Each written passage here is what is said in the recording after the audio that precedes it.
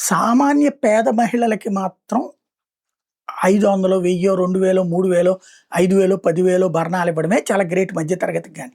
ఎందుకంటే కోర్టులో సరిగ్గా వాదనలు వినిపించే లాయర్‌లను పెట్టుకోకపోతే జడ్జి గారు ఇచ్చేటటువంటి తీర్పుల్ని బేస్ చేసుకొని ఉంటుంది. వీళ్ళు అప్లై చేయడం కూడా తక్కువకే చేస్తుంటారు. కానీ ధనవంతులు ఎగువ మధ్య తరగతులు ఈ మధ్యన జరుగుతున్నది ఎలా ఉందంటే దీన్ని ఒక విడాకుల్ని ఎంటర్‌ప్రెన్యూర్‌షిప్‌గా చేసుకున్నారు. ఒక అతనితో విడాకులు తీసుకొని నెలకి రూ. 50,000 భరణం పొందుతున్న ఒక ఆవిడ, ఇంకొక అతన్ని పెళ్లి చేసుకొని అతనితో విడాకులు తీసుకొని రూ. 3,50,000 నెలకి భరణం పొందుతుంది. అంటే ఈ 2 కలిపితే 4,00,000 అమ్మాయి నెలకి సంపాదించుకుంటుంది కూర్చుని.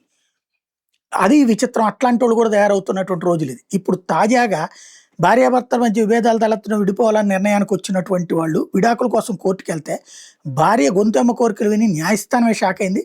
భర్తకి దుబాయ్‌లో వ్యాపారం ఉందని, 20,000 ఆస్తులున్నాయని, 20,000 కోట్ల ఆస్తులున్నాయి. తనకి నెలకి ఖర్చులకి రూ. 2,00,00,000 లేదంటే ఒక రూ. 500,00,00,000 భరణంగా ఇప్పించాలి ఆదేశించాలని ధర్మాసనాన్ని భార్య కోరింది. ఆ భర్త ఆదాయం, ఆస్తులకి భార్య డిమాండ్‌కి పొంతన లేదని నిర్ధారించిన జడ్జి ఆమె మీద ఆగ్రహం వ్యక్తం చేసి మళ్ళీ ఇట్లాంటి పిటిషన్ వేయొద్దని చెప్పి కోరారన్నమాట.